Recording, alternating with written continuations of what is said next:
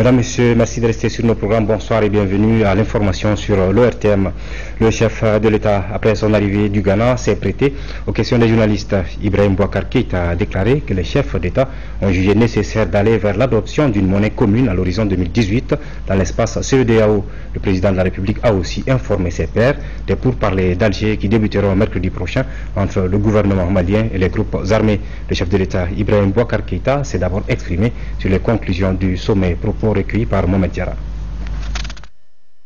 Je voudrais profiter de votre antenne pour remercier encore une fois notre frère John Dramani Mahama et le peuple du Ghana pour l'attention particulière et tous les égards qui nous ont été réservés à ma direction et à moi-même. Un sommet de la CEDEAO, sommet ordinaire, fait la revue des missions confiées par nous à la commission entre deux assises. Celui-ci faisait la revue d'un portefeuille assez important qui concernait surtout le domaine économique.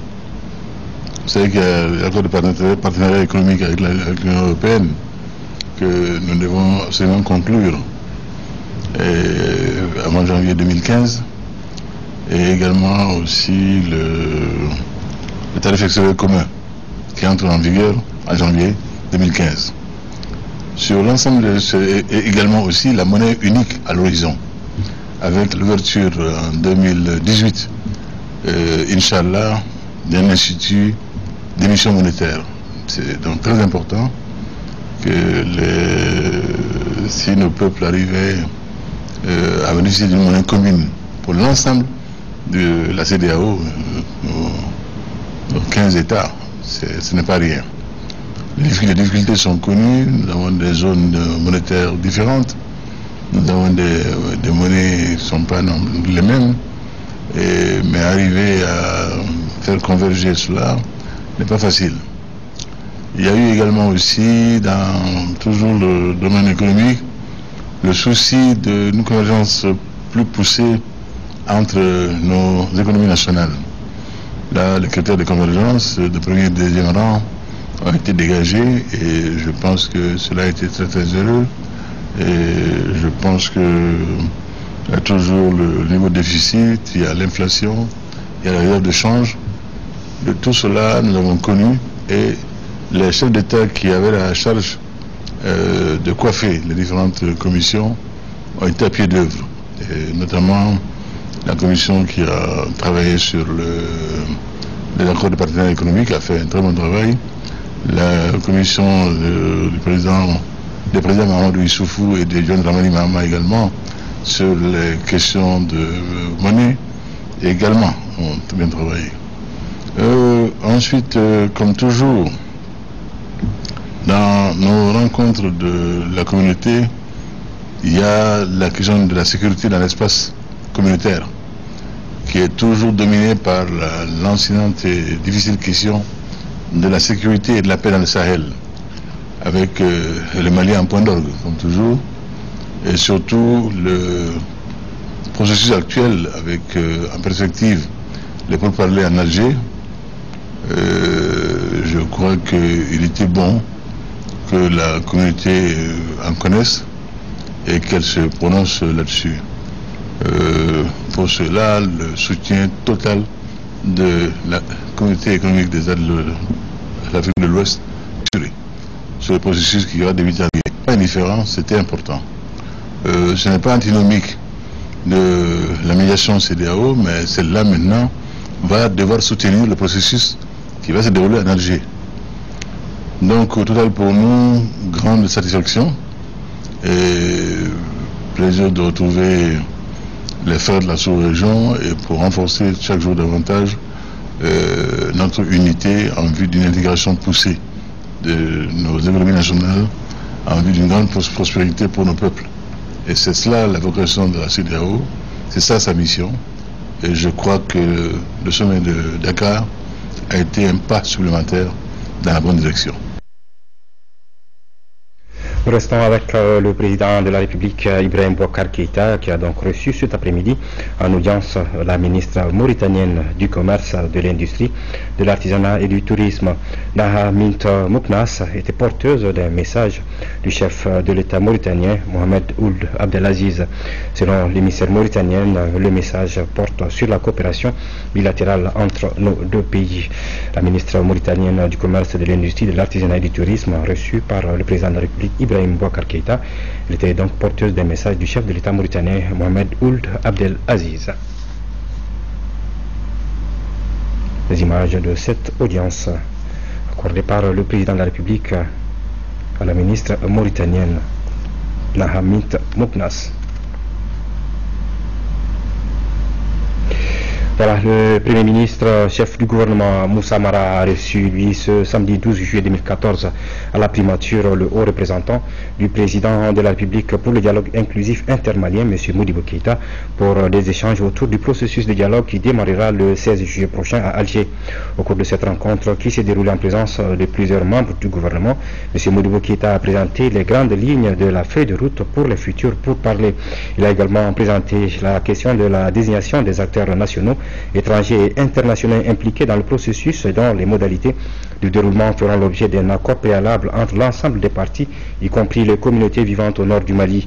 Parmi ces acteurs figureront certains membres du gouvernement, dont le ministre des Affaires étrangères, de l'intégration africaine et de la coopération internationale, désigné comme chef de file du groupe d'experts et un groupe de facilitateurs dont le rôle sera d'œuvrer au rapprochement permanent des parties jusqu'à la clôture des négociations et la signature d'un accord définitif prévu au Mali. Le gouvernement et le haut représentant du président de la République pour le dialogue inclusif intermalien ont eu des échanges très fructueux quant à la conduite générale des dites négociations qui visent un accord global, précis et définitif permettant d'aboutir à la réconciliation, à la paix et au développement équitable. Enfin, le gouvernement s'est engagé à tenir régulièrement informé l'opinion nationale de l'évolution des pourparlers pour lesquels toute la nation est invitée à faire des prières et des bénédictions.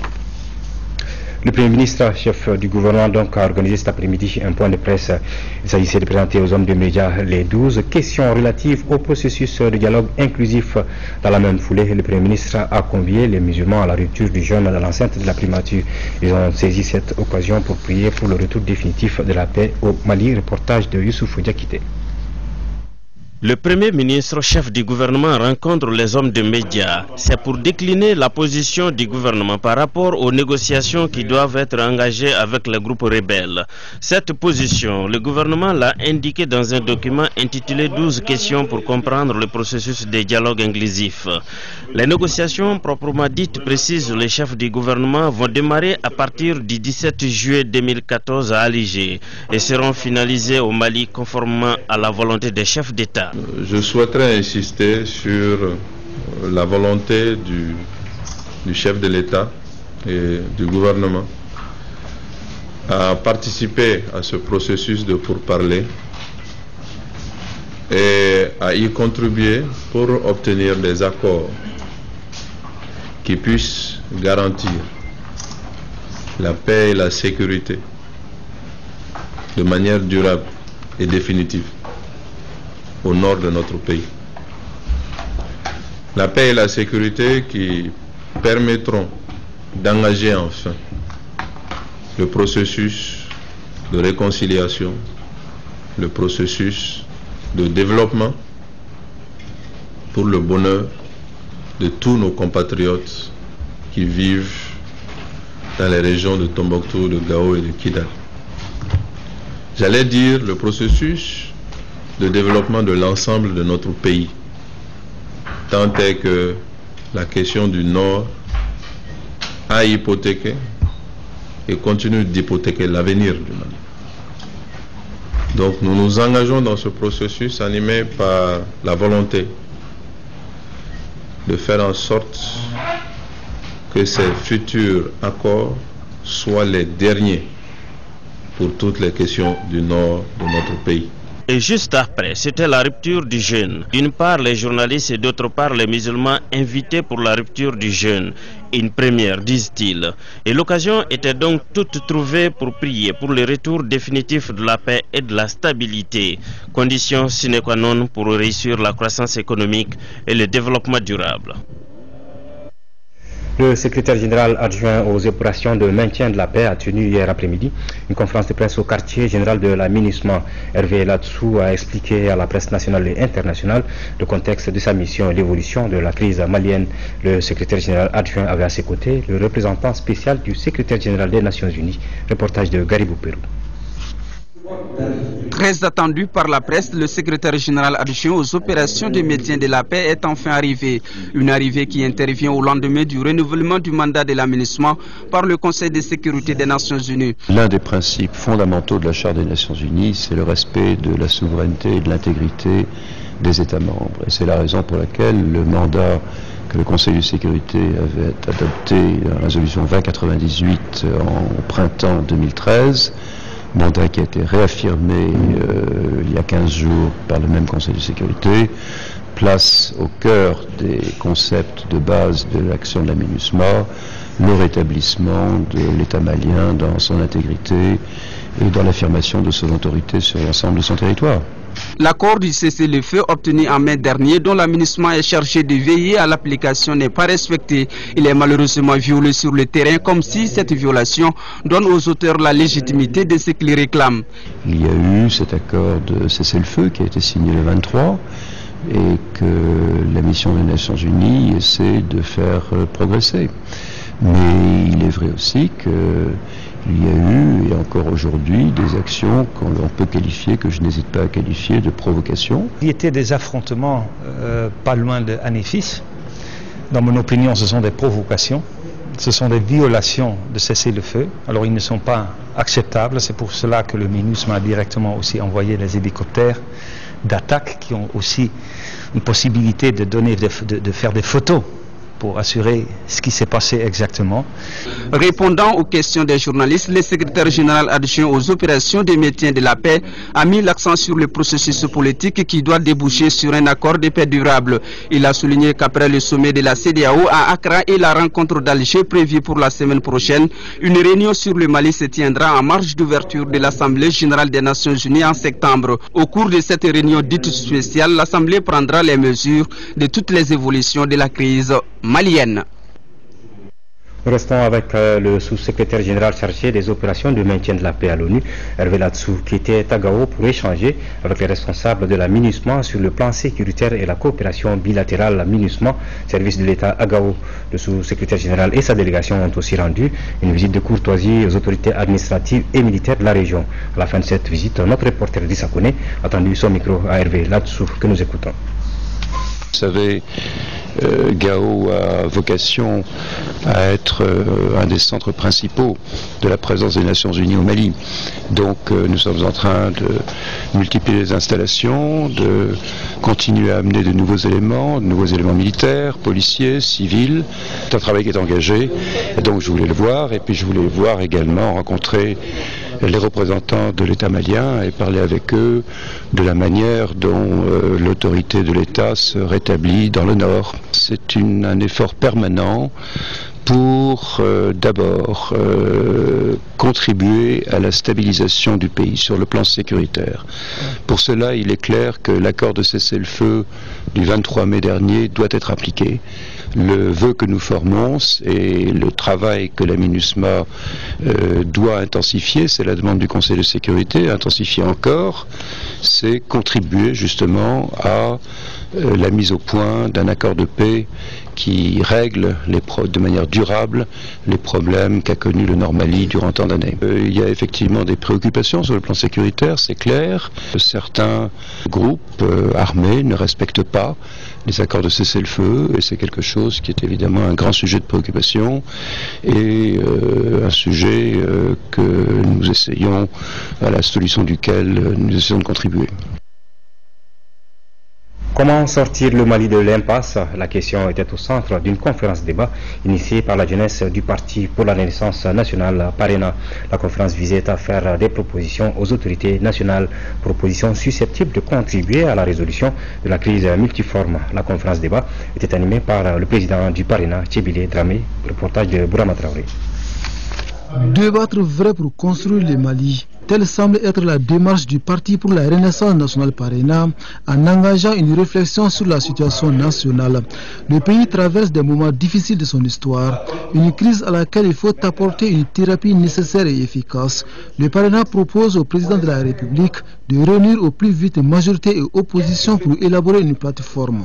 Une rencontre opposition-majorité élargie aux autres forces vives du pays pour élaborer une plateforme et une vision malienne qui seront défendues par les négociateurs du gouvernement. Sinon, de quoi vont-ils discuter si jamais les discussions commencent? Avec quel mandat? Cette plateforme devra convenir du principe du retour des combattants des groupes armés aux positions d'avant le 21 mai, conformément à l'accord de Ouagadougou et aux résolutions internationales subséquentes. Une autre proposition du Parti du Bélier Blanc, c'est l'élection des gouverneurs de toutes les régions du Mali par des assemblées régionales. Assemblées disposant de réelles compétences dans le cadre du principe démocratique et de la libre administration des collectivités. Ce n'est pas tout. Aussi recommandons-nous que l'audit qui est en cours des marchés ayant suscité des soupçons de malversation soit conduit de manière professionnelle et rigoureuse, dans une intégrité sans faille, au regard des menaces qui pèsent sur nous. L'engagement de toute la Oumma du Mali en faveur de la forme laïque et républicaine de l'État doit être préservé. Tout doit être mis en œuvre pour apaiser la situation au sein du Haut Conseil islamique, conforter et promouvoir la cohésion et le consensus en son sein. Car nous n'avons pas besoin de turbulences aujourd'hui dans cette organisation importante. Et de poursuivre que les propositions ainsi formulées visent à trouver des solutions idoines à la crise multidimensionnelle et à redonner davantage l'image du Mali sur la scène internationale.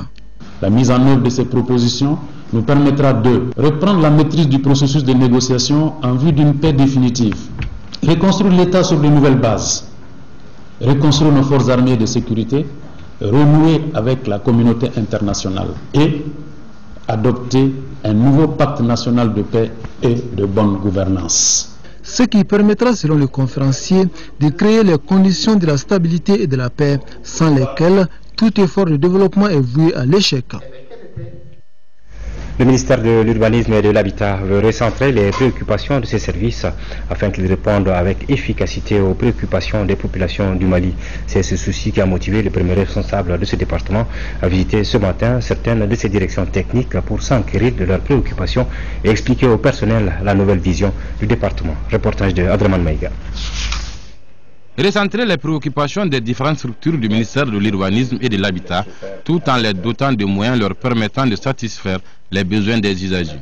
Tel est l'objectif de cette visite du ministre de l'Urbanisme et de l'Habitat dans certaines directions techniques de son département, qui sont la direction régionale de l'urbanisme et de l'habitat du district de Bamako, la direction nationale de l'urbanisme et le projet Ville du Mali sans bidonville. Donc il s'agit, en termes de résultats, de faire en sorte que le service qui est offert par l'ensemble des administrations, des services du ministère, sont des prestations conformes aux aspirations, aux intérêts et aux besoins des populations. Au cours de la visite, le ministre Diarra a échangé avec le personnel des différents services. Avec eux, il a été question des nouvelles orientations du département, à savoir la modernisation et l'amélioration de l'offre de services aux populations maliennes. Cette nouvelle donne va désormais occasionner d'importantes réformes au niveau de ce secteur. La question de l'occupation illicite, la question des constructions illicites, qui, bon à mal an, constitue aujourd'hui 70% des problèmes auxquels sont confrontés les citoyens et auxquels la direction doit apporter des réponses. Alors, ces problèmes-là, pour les prendre en charge, ça prend non seulement une organisation, des profils, un niveau de ressources humaines, mais aussi un niveau de ressources matérielles et logistiques. Il s'agira donc pour le département de l'urbanisme et de l'habitat de définir les différents angles pour une meilleure prise en compte des recommandations qui correspondent non seulement aux préoccupations des Maliens, mais aussi qui poseront les jalons pour un développement harmonieux de notre cher pays. Fin aujourd'hui du projet 15 ISMI, qui veut dire le changement, c'est moi. Après 8 mois, près d'une centaine de femmes déplacées ont été formées. Le choix d'un tel projet est de renforcer les capacités des jeunes femmes en quête d'épanouissement économique et de paix. La cérémonie de clôture du projet a eu lieu ce matin sous la présidence du ministre de la Jeunesse et de la Construction citoyenne, qui avait à ses côtés le directeur du cabinet du Premier ministre et l'ambassadeur des États-Unis d'Amérique au Mali, Alpha Maïga. Cette cérémonie est la consécration du projet intitulé Change is Me. Autrement dit, le changement c'est moi. L'objectif visé est de contribuer à la paix et à la réconciliation. Il a été grâce au concours financier du département d'État américain pour la somme de plus de 12 millions de francs CFA. C'est ainsi qu'à Bamako, tout comme à Mopti, les initiateurs du projet sont allés à la rencontre des femmes déplacées dans le but de leur apprendre un métier. Ce fut un travail de longue haleine.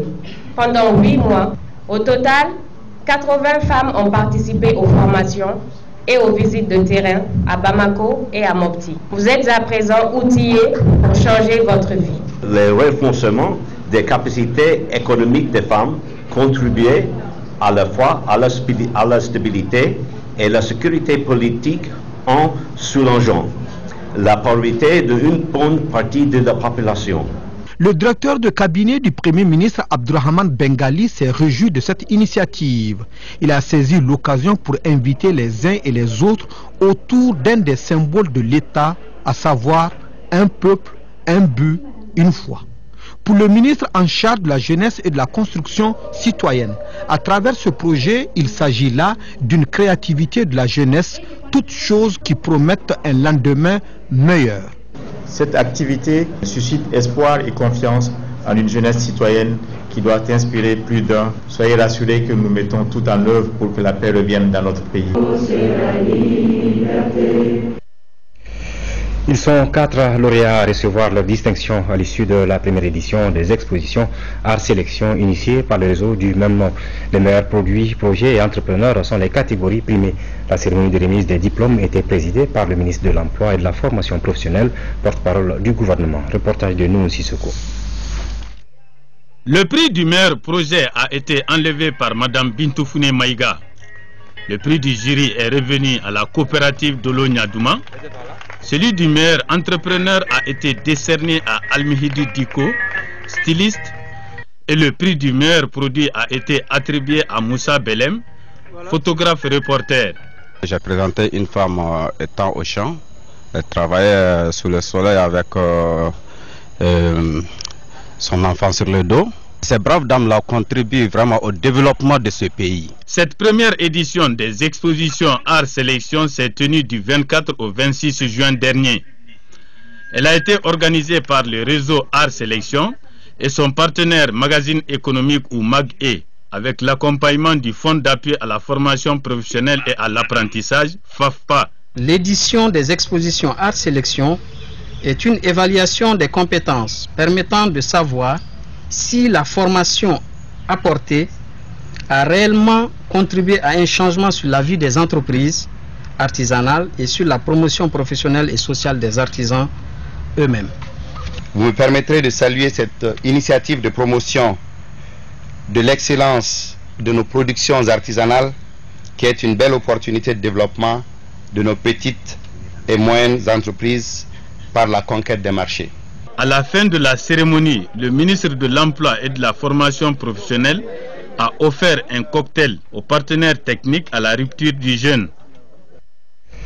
Les travaux de construction de la décharge de Numumbougou traînent en longueur pour des raisons structurelles et l'on doit encore attendre pour que cette décharge soit fonctionnelle. C'est le constat qu'a fait le ministre de l'Environnement, de l'Eau et de l'Assainissement qui s'est rendu hier à Numumbougou avant de se rendre à la station hydrométrique de référence de Koulikoro pour visiter ses installations. Daouda Sidiki Djara.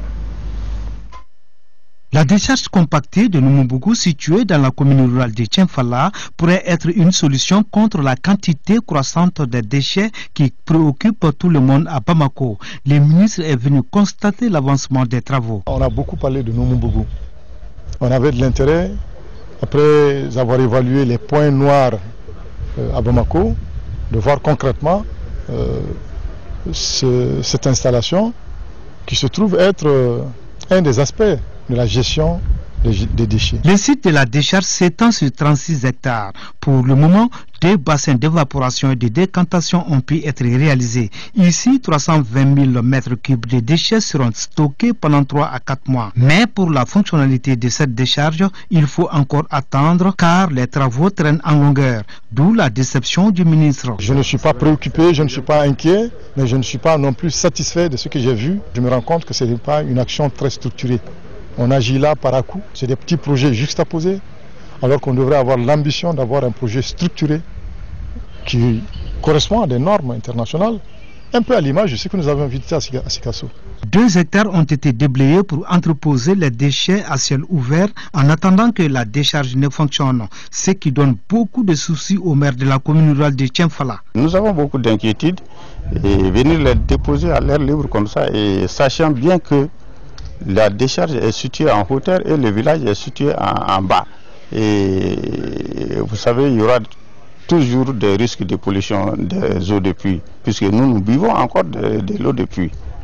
Après, la délégation a mis le cap sur Koulikoro pour visiter la station hydrométrique de cette ville. C'est une station qui date de 1905. Je suis bien content de voir que des installations mises en place depuis 1905 continuent à fonctionner.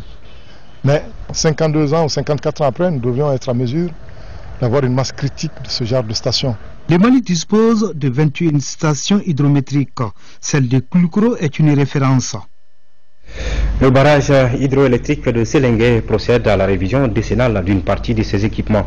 Le constat est fait par la commission eau, énergie, industrie, mines, artisanat, tourisme et des nouvelles technologies de l'Assemblée nationale. Dans le cadre du contrôle parlementaire, la commission présidée par l'élu de Djoïla Bakary Fomba a déjà visité des centrales et mines d'or en 3e région. Envoyés spéciaux à Sélengue et Bougouni, Sédou Sissoko et Moïse Traoré. Révision technique partielle du barrage hydroélectrique de Sélengue. Les membres de la commission eau, énergie, industrie, mines, artisanat, tourisme et des nouvelles technologies de l'Assemblée nationale parcourent les dédales de l'ouvrage pour en constater l'état de fonctionnement. Les 2 groupes culturels tournent à une puissance réduite pour pouvoir les conserver afin de pouvoir faire les 2 premiers qui ont passé à ces 2-là. La solution, c'est investir, c'est-à-dire la construction d'une nouvelle centrale, que ce soit hydraulique, que ce soit thermique. Depuis février 1990, le barrage est géré par la société Énergie du Mali SA. Les gros porteurs sur le barrage, la crête même de l'ouvrage, qui peut en quelque sorte, qui constitue aujourd'hui un véritable danger, même pour la sécurité aussi des installations. Sélengue reste et demeurera la pierre angulaire de la production d'électricité pour notre pays. Et cela doit aujourd'hui interpeller que ce soit les décideurs, que ce soit nous les élus, à trouver en tout cas les formules les plus adéquates pour que Sélengue puisse régler ces problèmes. En décembre prochain, l'infrastructure aura 32 ans de fonctionnement. À Bougouni, la centrale utilise hebdomadairement 60 000 litres de gasoil. Elle dessert 3 000 abonnés. En attendant, l'interconnexion souhaitée avec Yanfouila, l'huilerie de transformation de tourteaux de coton déplore la perturbation de son fonctionnement. Cette unité produit quotidiennement 50 000 litres d'huile végétale et fabrique 10 000 bidons par mois. Ils ont beaucoup de problèmes, surtout la consommation d'électricité qui coûte cher, qui dépend toujours du thermique de Bougouni. Et par rapport à l'écoulement des produits, ça aussi c'est un facteur qui les pénalise. Mais surtout sur le plan santé, parce qu'eux-mêmes ils font l'autocontrôle. Parce que eux qui recueillent les échantillons, ils amènent au laboratoire national de la santé. Au cours de la mission parlementaire, les membres de la commission ont également visité la centrale hybride de Koumantou et la mine d'or de Morila. Nous le disions dans les titres, lancement ce vendredi à Caille du projet IRIS, initiative du bassin du fleuve Sénégal, d'un coût global de plus de 5 milliards 740 millions de francs CFA. Ce projet, dont l'objectif est de réduire la pauvreté en milieu rural, concernera les 4 pays membres de l'Organisation pour la mise en valeur du fleuve Sénégal, à savoir le Mali, la Guinée, la Mauritanie et le Sénégal, et cela pendant 5 ans. Le projet va aménager des infrastructures de santé, d'hydraulique et de pisciculture et équiper les producteurs dans ces zones d'intervention. Mahamadou Aliou Bari. Dans le cadre de l'amélioration et de la préparation des communautés à prévenir les crises et à apporter une réponse, la Croix-Rouge malienne vient de procéder au lancement et à la planification du projet Iris Akai, initiative pour le bassin du fleuve Sénégal, d'un montant de plus de 5 milliards 740 millions de francs CFA. Ce projet concerne 4 pays de la sous-région, à savoir le Mali, la Mauritanie, la Guinée-Conakry et le Sénégal. Les objectifs, c'est essentiellement réduire la vulnérabilité communautaire face aux effets du changement climatique au niveau des communautés qui sont tout au long de ce fleuve-là. Et pour sa mise en œuvre, effectivement, il faut aussi la participation de tous les acteurs au niveau local et régional. Donc, ça implique les gouvernements, les ONG, les communautés et tous ceux qui œuvrent pour le bien-être social. Pour ce projet, 4 activités ont été identifiées à Kaye, qui sont une case de santé, un puits à grand diamètre à Logo Dingirai, l'appui en matériel agricole pour le groupement des paysans d'Ambidélissima et la transformation de la mare d'Ambidélissima en cuvette de pisciculture. Les opérations d'assistance menées à cet effet par la Croix-Rouge malienne et leur bonne appréciation par la population cible démontrent à suffisance l'expertise de l'institution humanitaire, auxiliaire des pouvoirs publics dans le domaine humanitaire et reconnu d'utilité publique. Ce projet est le fruit du partenariat entre la Croix-Rouge malienne et la Fédération internationale des sociétés de Croix-Rouge et Croissant-Rouge sur le financement de la coopération japonaise et durera 5 ans. En 5e région, les populations de la commune rurale de Farimake, notamment les Peuls et les Touaregs du cercle de Yuarou, se sont pardonnés et réconciliés grâce aux efforts de médiation du programme d'appui à la transition du Mali PATM financé par l'USAID. Elles ont en effet signé un accord de paix et d'entente autour de la bonne gestion du MEMA, une vaste zone de pâturage. C'était à la faveur du forum intercommunautaire sur la réconciliation à Gatilumo en présence de toutes les sensibilités sous la présidence du préfet du cercle de Yuarou. Reportage de Jules Sambou Sissoko. Ce document dit accord de Gatilumo vient sceller la paix et la réconciliation entre les communautés de Farimake dans le cercle de Yuarou, unies par un destin commun, le Mali. Ici, les communautés ayant en partage le même âme, une vaste zone de pâturage, se sont pardonnées et s'engagent à cheminer pour le bonheur de tous. À l'issue donc de ce forum, un forum voulu par les populations du cercle de Yuarou et mis en branle par le programme d'appui à la transition du Mali, PATM, USAID. L'engagement qui est pris ce matin sera respecté et on a réuni tout le monde, les Touaregs, les Peuls, les Bozo, les Bambara, et qui sont jurés devant nous qui veulent de la paix et ils sont pardonnés. Quand il y a problème, on appelle tous les chefs de famille, on s'assoit, on règle les problèmes. C'est ce qui est de nos coutumes. Ce qui est sûr, nous qui sommes là, on est vraiment de cœur. On a signé, c'est pour l'entente, c'est pour l'avenir de notre pays. Toutes les sensibilités ont salué avec les mots justes la tenue de cette rencontre fraternelle qui s'inscrit parfaitement dans la vision de paix des plus hautes autorités du Mali. Nous avons posé cet acte de réconciliation entre nos différentes communautés pour la bonne gestion du MEMA Farimake, qui est une grande zone de pâturage pour les animaux, et revenir sur la bonne gestion d'antan. Cette belle initiative vient baliser aussi la voie pour la relance des activités de développement global local. Les délégués des organisations paysannes du réseau AOPP sont en conclave depuis ce matin au centre de formation polyvalente de Niamana. C'est donc à la faveur de la super assemblée générale de l'association des organisations professionnelles paysannes, une assemblée générale que les participants mettront à profit pour mettre en place un nouveau bureau et prendre connaissance avec les réalisations majeures faites lors du mandat. Reportage de Mamari Koni. Cette super assemblée générale de l'association des organisations professionnelles paysannes est le couronnement des efforts consentis par le bureau actuel en vue de la consolidation de la base institutionnelle, organisationnelle et partenariale de l'AOPP. Cette rencontre offre l'opportunité de passer en revue les activités menées par l'organisation. On peut citer quelques activités phares, notamment la diffusion de la loi d'orientation agricole et les textes d'application qui sont adoptés aujourd'hui, la participation des membres de l'AOPP au dialogue politique pour adopter une politique foncière au Mali, alors, la participation des producteurs également à l'élaboration de la politique de développement agricole. L'Assemblée générale servira également d'espace pour une analyse succincte du nouveau contexte dans lequel évolue notre pays et d'intégrer les nouvelles visions de développement. Il s'agit alors de créer des opportunités pour tous les producteurs à travers un rôle de catalyseur pour apporter les changements nécessaires au développement d'une agriculture moderne, compétitive et respectueuse de l'environnement.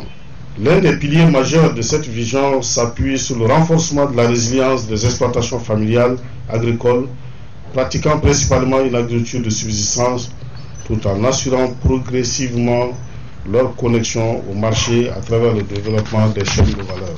La rencontre sera mise à profit par les délégués des organisations paysannes du réseau pour procéder au renouvellement des instances de l'AOPP. Il faut qu'il y ait une cohésion. L'AOPP, c'est un membre de l'APECAM. Ce qu'on souhaite, que les choses se fassent très bien, qu'on respecte la loi. Un bureau consensuel, ça veut dire que dans une association comme ça, parce que l'AOPP c'est une association, s'il ne fait pas attention, ça peut faire une séparation. Donc on leur a demandé de faire un bureau consensus que tout le monde va adopter ensemble. À l'ordre du jour de cette Assemblée générale, présentation sur les réalisations majeures lors du mandat et la mise en place des nouveaux bureaux. Créé en 1995 à Koutiala, l'AOPP regroupe à ce jour 220 organisations paysannes membres. Voilà, notre reporter nous signale qu'à l'issue des travaux, le bureau sortant, présidé par Tchassi Koulibaly, a été reconduit pour un mandat de 5 ans avec la création d'un poste de secrétaire général adjoint. Et puis, sport à présent, championnat national de Ligue 1 au compte de la 23e journée. Deux rencontres ont été jouées hier au stade du 26 mars. L'ASB a battu le Niana de Koulikoro par 1 but à 0. L'AS Real de Blanco et l'AS Bakarian de Barouili ont fait match nul, un but partout. Résumé des deux matchs avec Diarra Konaté. L'AS Real de Bamako, le tombeur du Djolba AC lors de la journée précédente 3-0, est face à l'AS Bakarian de Barouili. Les deux formations se neutralisent 1-1 comme à la phase aller. Dans cette rencontre, le Real a joué sans son effectif au complet. Il y a Moussa qui doit partir, Moussa Lumouya, il y a Ibra déjà, ils sont au Sénégal déjà, il y a Djadje qui doit partir, il y a énormément de joueurs. Maintenant j'essaie de faire avec, essayer aussi de reprendre le travail. La première période reste inchangée avec le score vierge. Les visiteurs confiants et reviennent en force. Bourama Sagara, à la récupération d'une balle, bat Almami Sokoba à la 53e minute. Les Scorpions mettent tous les moyens en jeu. Ali Badra Silla, libre de tout marquage, place la balle d'égalisation 1-1. Cette situation va engendrer l'expulsion du coach de l'AS Bakarian Moussa Douti Keita et de son capitaine Mohamed Lamine Sissoko. Le but là, c'est un orgie flagrant. C'est flagrant, c'est trop flagrant. Même l'arbitre Sada ne voulait pas siffler. Mais l'arbitre est toujours à courir. Il va accorder, mais c'est trop flagrant, c'est trop flagrant.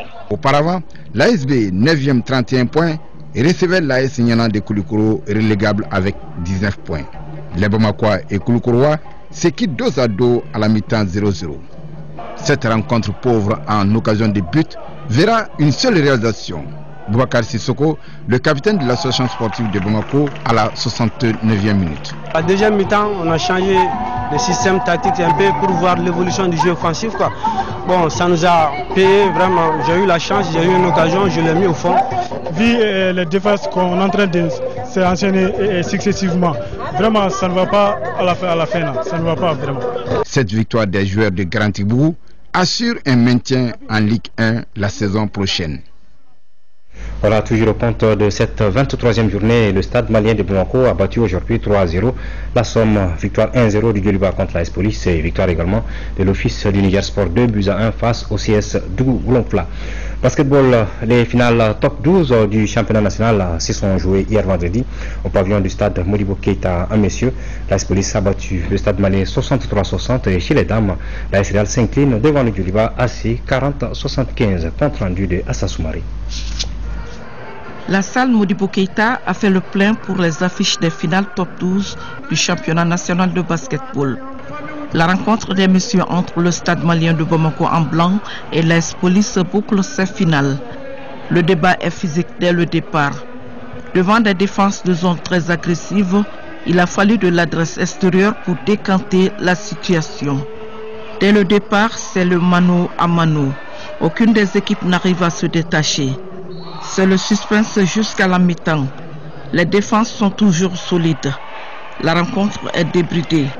Chaque fois que l'AS Police essaie de s'échapper, Moussa Koné répond de loin et permet au stade de rester dans le sillage de son adversaire. Nous sommes dans le dernier quart-temps. Le match est loin d'être gagné encore.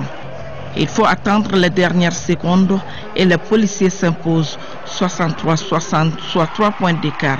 Sentiment d'une extrême fierté parce que ce que nous voyons à la clôture de cet événement du top 12, c'est que le niveau du basketball malien, même s'il n'est pas revenu à son grand niveau, on est en train de faire en sorte que ça puisse le faire. Je suis très heureux de la façon dont le top 12 est organisé. J'ai été très heureux lorsqu'on était à Badiangara. J'ai dit que les choses doivent changer et je suis en train de voir que ça change. C'est le plus important. Les innovations, c'est par rapport au changement dont j'ai parlé lorsque j'étais candidat à la présidence de la Fédération malienne de basket. J'ai dit que cette année, au top 12, il y aura une meilleure prise en charge des délégations, ce qui a été fait, tant au plan du logement qu'au plan de la nourriture. J'ai dit aussi qu'au top 12 cette année, toutes les équipes qui participeront auront une prime. Et ce qui a été fait aussi. Rappelons qu'à Dame, le Djoliba Athletic Club a battu l'AS Real 75-40. Les finalistes se retrouveront encore pour les play-offs du 17 au 22 juillet prochain. Voilà, pour être complet sur ce tableau des sports, vous avez suivi tout à l'heure en direct sur cette antenne de l'ORTM le match de classement de la Coupe du Monde 2014 avec la victoire 3-0 des Pays-Bas face au Brésil. Les Pays-Bas qui montent donc sur la troisième marche du podium. Demain, ce mondial 2014 prendra définitivement fin avec la grande finale qui va donc opposer l'Allemagne à l'Argentine. Et puis il continue de se communiquer sur la base des prix fournisseurs du mois de juillet 2014. Les prix indicatifs plafond à la pompe des produits pétroliers sont fixés comme suit et applicable à compter du vendredi 11 juillet 2014. Super carburant sans plomb 784 francs CFA, pétrole lampant 573 francs CFA, gasoil 687 francs CFA, distillate diesel oil DDO 687 francs CFA, fuel oil 180 493 francs CFA, jet à 1 libre. Il faut noter que le prix subventionné du kilogramme de gaz butane est de 584 francs CFA. Par conséquent, le prix de vente de la bouteille de 2,75 kg est de 1605 francs CFA et celui de la bouteille de 6 kg est de 3500 francs CFA. Quant au prix non subventionné du kilogramme de gaz butane, il est de 914 francs CFA. Et puis votre émission Actu Hebdo reçoit demain dimanche 13 juillet 2014 Dr Ali Kourouba, secrétaire exécutif du CNRA, le Comité national de recherche agricole. Il est également coordinateur national du WAP, programme de productivité agricole en Afrique de l'Ouest, et Abdoulaye Benson Diakité, président de la commission d'organisation du festival de Bazin, Festi Bazin. Actu Hebdo, c'est demain dimanche 13 juillet 2014 à partir de 11h sur votre télévision nationale. Voilà, c'est tout pour ce journal. Merci de l'avoir suivi. Bonne suite des programmes sur votre télévision nationale. Bonsoir.